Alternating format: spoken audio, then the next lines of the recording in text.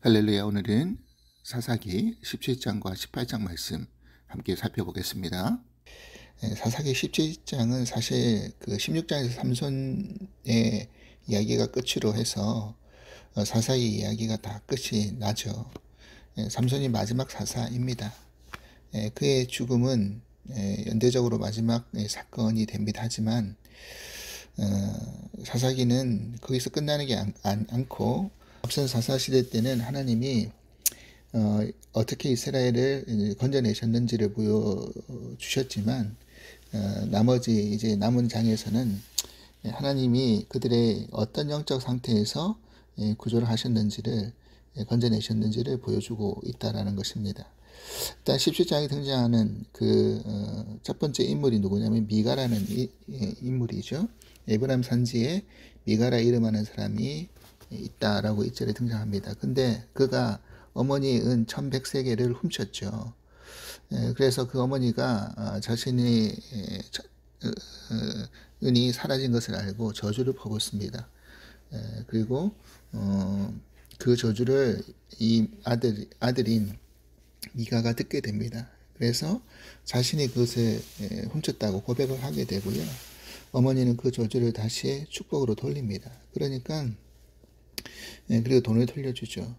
미가는 어떻게 보면 참 애매한 사람이죠. 착한 사람도 아니고 그렇다고 나쁜 사람도 아니에요. 왜냐하면 철저히 악을 행했다고 하면 돈을 돌려주지도 않았었겠죠. 그리고 그가 좋은 사람이었으면 애초에 돈을 훔치지도 않았을 것입니다. 오히려 돈을 돌려준 계기는 어머님이 저주하는 모습을 듣고 그것에 대해서 자신이 그 저주를 받기 싫어서 그렇게 한 것입니다. 근데 미가의 어머니는 저주를 바꾸어서 축복받기를 구하죠. 용서를 베풀었다고는 하지만 그것은 진정한 회개를 위한 용서가 아니었죠. 그래서 어머니가 그 고통스러운 과정을 승리했기 때문에 미가는 아마도 그런 행동을 계속적으로 하지 않았을까라는 생각을 하게 됩니다.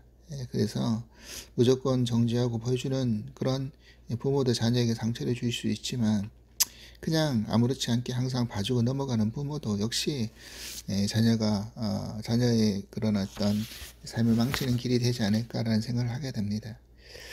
그리고 미가의 어머니는 그 축복의 원천으로서 여호와 이름을 부르죠. 근데 그 이름으로 여호와를 예배하지만 그가 진정으로 여호와를 예배했는지는 그 다음 모습에서 3절에서 드러납니다. 보니까 한 신상을 새겨서 그 돌려받은 돈을 가지고 200세겔을 주면서 신상을 만들려고 합니다. 그죠? 이것은 10계명 중에서 두 번째 계명을 어긴 것이죠. 이 계명에서 하나님은 아무도 하나님 형상을 만들지 말라고 했지만 그가 그 10계명을 또 어기게 됩니다. 하나님이 왜 형상을 새기거나 만들지 말라고 했을까요? 그 형상을 통해서 하나님을 제한하기 때문에 그렇습니다. 예를 들어서 금송아지 같은 경우는 하나님의 능력을 상징할 수는 있겠지만 하나님의 의나 사랑은 보여주지 못하죠. 그래서 상징적인 어떤 기물을 통해서 하나님을 판단하려고 하고 제한하려고 하는 것이 그런 모습이라는 것입니다. 하나님의 형상을 만들어 예배하라는 것은 하나님이 있는 그대로 순복하고 순종하려고 하지 않고 자기의 어떤 구미에 맞춰서 하나님을 창조하고 선택하여서 하나님을 섬기려고 하는 그런 모습에 있다라는 것입니다. 어떤 형상을 가지고 예배하는 것의 진짜 문제는 하나님을 영적으로 내 마음대로 빚고 변경하려고 하는 그런 잘못된 죄의 욕망이라는 것입니다. 하나님이 우리 삶 속에서 하나님 되시기를 거부하는 것이죠. 이것이 가장 큰 문제였다는 것입니다. 그래서 그 당시에 어떤 그 미가의 가정의 그 영적인 상황이 바로 이스라엘 영적인 상황이라는 것을 그대로 보여주는 것입니다. 그리고 거기에는 또 신당이 있었죠. 근데 실로에서 예배드리지 않고 신당에서 예배드리고요. 자신의 아들을 제사장으로 또 삼는데 근데 그 베들레헴에 있는 그 제사장 레위 지파 한 사람이 사실은 에브라임 산지까지 올라오죠. 그런데 그 레위 지파가 베들레헴에 있었다라는 것은 사실은 여호수아에서 보면 레위 지파는 땅이 분배되지 않죠. 각 지파별로 흩어지게끔 창세기 예언에 따라서 그렇게 예언이 되었고요.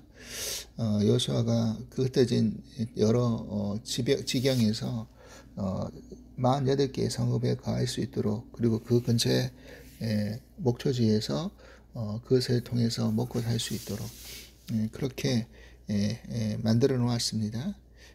그리고 사실은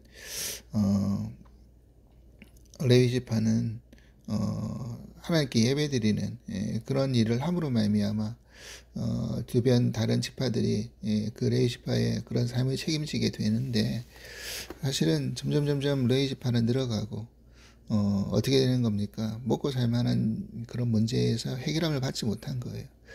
그래서 사실 베들레헴의 레위 지파가 올라왔다라는 것은 거기가 사실은 성읍이 있는 48개의 성읍이 있는 장소가 아니거든요. 그 의미는 뭘 의미하는 겁니까? 자신이 그 성읍 안에서 먹고 살 수가 없으니까 어떻게 된 것이죠?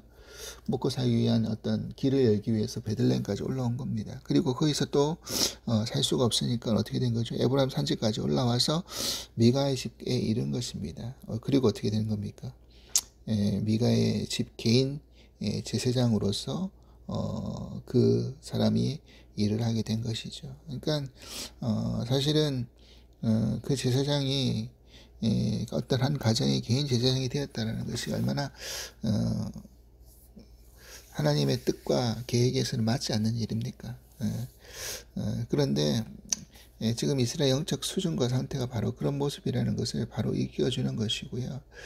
이게 사실 오늘날 우리의 어떤 현재의 종교적인 모습 가운데 그런 모습들이 있잖아요. 그러니까 우리가 이런 부분들을 참 안타깝게 생각해야 된다는 것입니다. 종교적인 타락으로 말미암아 벌어질 수 있는 안타까운 일들이 여기 있죠. 목회자 수요는 많아지고 수용할 수 있는 교회는 적고, 그러다 보니 목회자가 어떤 성도들의 어떤 눈치 안에서 그렇게 붙들려 사는 그런 모습들이 얼마나 많이 있습니까? 그래서 그런 것을 우리가 다시 한번 생각해 볼 필요가 있다는 것입니다. 그래서 지금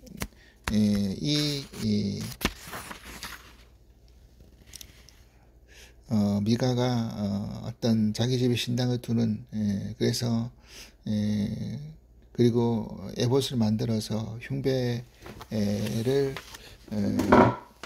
두게 되죠. 그런데 거기에 또 신상을 또 만들어 놔요. 그러니까 이들은 뭐예요? 지금 종교적이 다 혼합이 됐다는 것을 우리들에게 이야기해주고 있다는 것입니다. 하나님을 경배하지만 하나님 믿는다고 하지만 전보로 다니고 또 미신을 숭배하는 것과 똑같다라는 것입니다.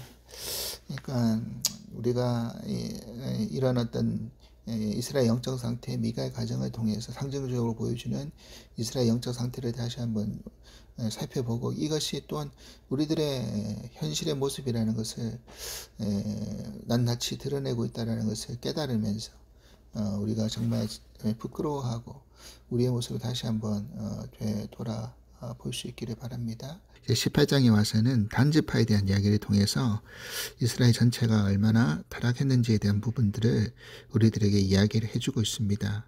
1절 보니까 그때 이스라엘에 왕이 없었고, 이스라엘 왕이 없지 않았죠. 하나님이 왕이시죠. 근데 하나님을 왕으로, 주인으로 이스라엘 백성들이 삼지 않고 여기지 않았기 때문에 왕이 없었다라는 이야기를 하고 있는 겁니다. 단지파는 그때 거주할 기업의 땅을 구하는 중이었으니, 사실은 이미 그 여호수아 시대 때 그 지파별로 제비뽑기에서 그 땅을 다 분배받았죠. 근데 단지파는 자신이 분배받은 땅을 제대로 차지하지 못했던 것입니다. 그때까지 기업을 분배받지 못했다, 이렇게 이야기를 하고 있습니다. 그래서 단이 원래 분배받은 땅에서 살지 못하고 다른 땅을 정탐하러 나가게 된 겁니다. 그래서 5명의 정탐꾼을 보내는데 거기 에브라임 산지 미가 집에 잠깐 들려서 유숙을 합니다. 거기서 이제 레위 청년의 그 음성을 듣고 그가 누구인지를 알아본 것이죠. 아마 이 레위 청년은 베들레헴을 거쳐서 에브라임 미가 가족의 가정의 한 제사장이 되어버렸지 않습니까? 17장에. 그런데 그렇게 될 수밖에 없었던 이유를 17장에서 말씀해 드렸지만 그 레위 지파의 그 인구수는 늘어가고 예배는 제사는 드리는 그 횟수는 줄어들고 그러니까 먹고 살기 위한 방편으로 사실은 베들레헴 그리고 에브라임 산지까지 흘러 들어간 것이죠. 그래서 한 가정에 그 복과 성세를 빌어주는 그런 제사장의 역할을 하게 된 것입니다. 그래서 종교적인 타락을 하게 된 것이죠. 그런데 아마 이 레위 청년이 어떤 여러 지역을 지나왔기 때문에 아마도 이 단지파가 그 목소리도 꼭 알아봤던 것 같아요. 그래서 그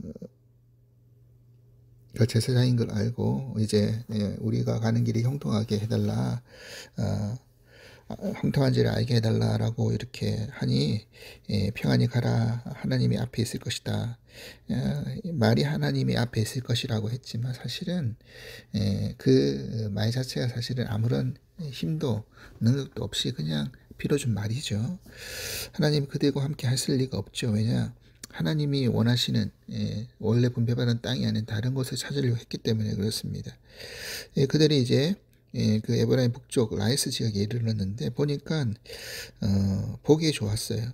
마치 그 아브라함과 롯이 땅을 서로 그 목자들이 다툴 때 그 땅을 서로 나누면서 헤어지고자 할 때 롯이 본 곳은 어디였습니까? 소돔과 고모라 지역이었지만 그 지역이 자기 눈에 보기에는 에덴 동산 같았고 애굽 같았다라고 하지 않았습니까? 그러니까 그 롯의 마지막 결론을 알잖아요. 눈에 보기 좋은 곳을 선택했을 때 롯은 거기서 결국 멸망하게 됐고요. 역사적에서 그 롯의 이름은 그 장으로 끝으로 사라져 버리잖아요. 사실 단지파도 마찬가지입니다. 19절 보면 일어나 그들이 치러 올라가자 우리가 그 땅을 본즉 매우 좋았더라. 너희는 가만히 있으라. 그 땅의 길을 결례하지 말라. 자신들의 눈에 보기 좋은 땅을 차지하려고 했습니다. 그것은 하나님이 처음 지정해 주신 땅이 아니잖아요. 자기 보기에 좋은 쪽에 선택을 했고 나중에 요한계시록을 보면 그 12지파의 어떤 이름들이 등장하는데 단지파 이름이 빠져버려요. 사실은 단지파는 이 사사기 18장에 나오는 이야기 끝으로 더 이상 그 단지파의 그 이름이 등장하지 않습니다. 그러니까 자기 눈에 보기 좋은 곳, 하나님을 떠나서 하나님 뜻에 상반돼서 살다 보면 결국 사라져 버린다는 것이죠. 역사적에서 하나님의 그 역사 속에서 사라져 버린다는 것을 알 수가 있습니다. 단지파의 모습을 보면 나중에 더 심각한 일들을 많이 하죠. 이제 미가집 입으로 다시 이제 돌아왔을 때 거기에 신상 에봇과 드라빔과 신상이 있는 걸 안 거예요. 그래서 14절 보니까 너희가 마땅히 행할 일을 생각하고 하라. 이 말은 그것을 빼앗아라라는 거잖아요. 그래서 그것을 이제 가지고 나오는데 그 제사장이 본 거예요. 미가의 집에 있는 제사장이. 그러니까 너희들이 지금 못하냐라고 하니까요. 19절에 뭐라고 합니까? 잠잠하라. 내 손에 입을 대라. 조용히 있으라는 거잖아요. 그러면서 제안을 합니다. 우리의 아버지와 제사장이 되라. 이게 사실은 미가의 가정에서 첫 가정 제사장을 삼을 때 똑같은 이야기를 했잖아요. 그런데 그 다음 이야기를 보십시오. 19절 내가 한 사람의 집에 제사장이 되는 것과 이스라엘 한 지파 한 족속의 제사장이 되는 것 중에 어느 것이 낫겠느냐. 그때 그 미가의 집에 있던 제사 레위 지파는 레위 지파 청년은 뭐라고 답했습니까? 20절 보십시오. 그 제사장이 마음에 기뻐하여 여복과 드라빔과 새긴 우상을 받아가지고 그 백성 가운데로 들어가니라. 이거 보십시오. 그러니까 하나의 어떤 종교적인 타락 그리고 그런 어떤 제사장의 타락의 모습들이 오늘날 사실 우리 기독교가 세상 사람들한테 손가락질 받는 이유 가운데 하나이죠. 목회자가 또 온전히 하나님의 사명자들이 이 하나님의 뜻과 상관없이 세상의 가치와 세상의 어떤 그런 부귀영화와 그런 것을 쫓는 모습과 똑같은 것을 지금 보여주고 있는 것입니다. 더 좋은 조건을 찾아서 자리를 옮기고 그런 어떤 목회 세습이라든지 목회 어떤 그런 여러 가지 안 좋은 모습들이 이런 상황 속에서 그대로 보여주고 있는 것이죠. 그래서 나중에 그것을 가지고 나갔을 때 미가가 그걸 알고 쫓아옵니다. 이웃 사람들과 함께. 왜 이런 일을 했느냐라고 물어보니까 단 자손이 조용히 하라라고 하죠. 그렇게 목소리를 내면 너희들도 생명을 보존하기 어렵다 그러니까 미가가 어떻게 한 겁니까? 돌아갑니다. 왜냐하면 그들이 강한 걸 알기 때문에 결국 강한 자 앞에 힘 있는 자 앞에 약해질 수밖에 없는 그 세상의 그런 가치고 논리잖아요. 지금 이 18장에 드러나고 있는 이런 가치와 논리들이 우리들에게 뭘 이야기해 주고 있는 겁니까? 어떤 종교적인 타락과 그런 어떤 여러 가지 악한 것들로 인하여서 어느 하나 온전한 것이 없죠. 그래서 세상에 그런 약육강식의 원리와 방식만 존재하고 있는 사회가 이스라엘 백성의 사회였다. 왕이 없고 자기 소견에 옳은 대로 행하고 여호와 목전에서 악을 행하고 질서는 사라지고 하나님 말씀에 그런 어떤 규율은 사라지고 자기 멋대로 살아가는 자기 하고 싶은 대로 살아가는 모습들이 그대로 드러나고 있죠. 여러분 오늘 18장 맨 마지막 부분에 보십시오. 30절에 단 자손이 자기들이 위하여 그 새긴 신상을 세웠고 모세의 손자요 게르셈의 아들인 요나단과 그의 자손은 단지파의 제사장이 되어 그 땅 백성이 사로잡히는 날까지 이르렀다 그랬잖아요. 놀라운 사실은 뭐라고 이야기하는 겁니까? 이 미가의 가정의 제사장이었던 사람 또 단지파의 제사장이 된 사람이 누구였다고요? 모세의 손자였다 이렇게 이야기합니다. 사실은 이게 놀라운 일이잖아요. 하나님의 사명자 모세의 손자가 지금 이런 타락의 어떤 일을 범하고 있는 것이잖아요. 그러니까 한 세대가 가고 한 세대의 어떤 하나님의 뜻의 유업을 이어받지 못하는 안타까운 모습이 그대로 드러나고 있습니다. 3대가 가지 않는 이 안타까운 모습이 우리들에게 마음을 참 무겁게 만드는 것이죠. 하나님의 집이 실로에 있을 동안에 미가가 만든 새긴 신상이 단자손에 있었다.